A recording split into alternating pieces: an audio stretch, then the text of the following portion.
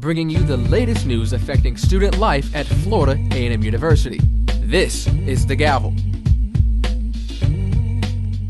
We're glad you joined us for the Student Government Association edition of the Gavel because we have a great show for you.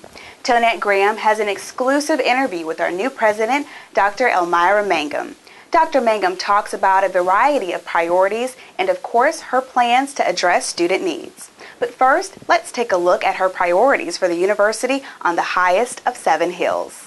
Dr. Elmira Mangum was taking it all in, a little bit of Florida A&M history at the Black Archives. She was joined by student body president Tonette Graham of Tallahassee, who also has a passion for the university and its rich legacy. FAMU's first woman president has big plans for the institution. She wants to preserve FAMU's past, build upon it, and also create a new history. She says it has to be a conducive environment where students can work and thrive. More importantly, Mangum says she will improve customer service, and that customer is the student. It's a symbol of hope and proof that what can be accomplished when all students are given an equal opportunity to receive a great college education. The FAMU family must engage in a collaborative effort on all fronts to stay on the road to academic excellence. Dr. Mangum plans to implement performance metrics to ensure success. Welcome, Dr. Mangum. We look forward to your leadership. Dr. Mangum is definitely a rattler. Tonette Graham sat down with our first woman president at the Black Archives. Here's that exclusive interview. Thanks, Olivia. Hello, everyone. Today we are here with our 11th president of FAMU, Dr. Elmira Mangum. Thank you for joining us today. Welcome to the FAMU family. Dr. Mangum, you have a very fascinating story. Can you share it with us today, please? Thank you very much for this warm welcome and this opportunity to talk with you about my story and my interest here. I began with an interest in education when I was young, but went to a historically black college in North Carolina, supported by my family, and part of that experience also exposed me to public policy and education. Wanting to become the Secretary of Housing and Urban Development, it started me down my concern with education and the impact that an education can have on our society. Pursuing degrees in graduate studies in public policy administration, higher education leadership led me to many major universities across the country. Part of that experience ended me with activity at Cornell University, University at Buffalo, University at North Carolina. Having seen the value of education and its programs and the impact that it can have on the lives of our students, just gave me a greater interest in particularly serving at institutions such as FAMU that have a special mission to serve the underprivileged. Historically black colleges and universities have a great value to our society, and FAMU being the premier institution has always been a passion of mine. It's been an institution that I've thought about and respected for many years, and so the opportunity when it came to join you at this family, I mean, who could resist it? Your education background and experience in higher education and working at the top universities and Ivy Leagues in the nation, what were the key factors that just sold you on FAMU? Well, because FAMU's history of working in science and technology and the health fields, nursing, pharmacy, and other areas was exciting, because the leadership at FAMU saw this as an asset many years ago, and it's just come to the attention nationally and internationally, the importance of these programs and of our students having the opportunity to study and to learn and practice in those fields. So it's exciting to see a vision actually come to fruition now that took place so many years ago. So I was excited to learn about it, especially in the area of engineering and those particular parts of our society and the value that they have now for our future. The FAMU community and student body are glad to have you at the head of our great institution that we all love dearly. What can the students expect from you? The students can expect to pursue their careers, their dreams, by offering a vast variety of programs in the arts, the humanities, as well as in the sciences and technology is an important part of what we want to offer our students. We also want to offer our students an opportunity to learn about leadership in the classroom, on the playing fields, as well as in society. So providing internships and exposure through experiential learning is an important part of what I hope our students will learn while they're at FAMU. And what do you expect from the administration, faculty and staff, and the student body at large?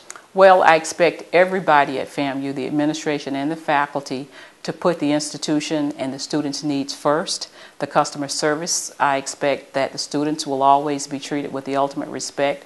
I expect that the students will also respect the institution in the same way, and that we'll work and thrive together. I'm hoping that over the next several years that we create a new history to build upon the one that currently exists for FAMU in terms of its excellence, in terms of caring, and overall growth as far as the higher education community is concerned. Dr. Mangum, your honeymoon on the job ended rather quickly. Within the first 48 hours, you were called with an issue regarding the e-school. Can you share your thoughts with us, please? Sure, and in fact it felt like the movie, 48 Hours, if you might recall. I could think of a few other movies also that would represent my first 48 hours at FAMU. But the engineering school is a very important part of our programming, and the fact that it is a representative example of collaboration in higher education, building a program and establishing one over a number of years to support students in Florida across institutional lines is very important. So my purpose and my goal for engineering is to maintain an engineering school of quality at FAMU, and also one at Florida State as well. So we hope that we will be able to determine our own future through our collaborative efforts in higher education, talking with our faculty members and our students at FAMU and at Florida State. Can you briefly share with us your first 90-day plan? In 90 days, there are many things that I have.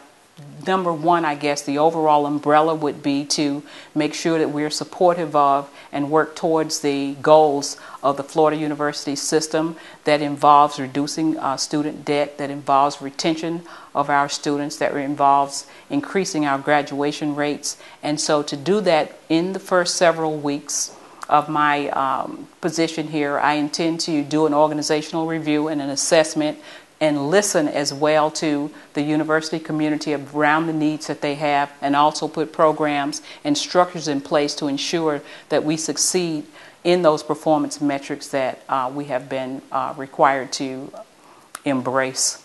And I do embrace them because I think they're right, and they are what will ensure that our success and that we sustain as an institution over the longer term.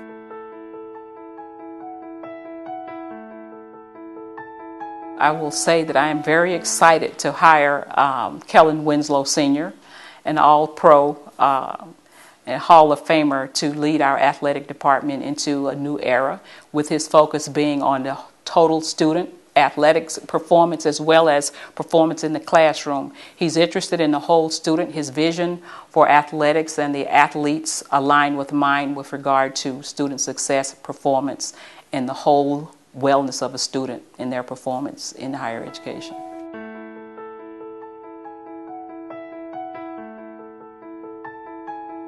Well, what I want them to know and what I will be talking with them about is the status, the state of FAMU, and how they can support us in growing our academic programs and developing our students, as well as our reputation nationally for our faculty and research. So I will bring with me a list of priorities and opportunities for them to support the university.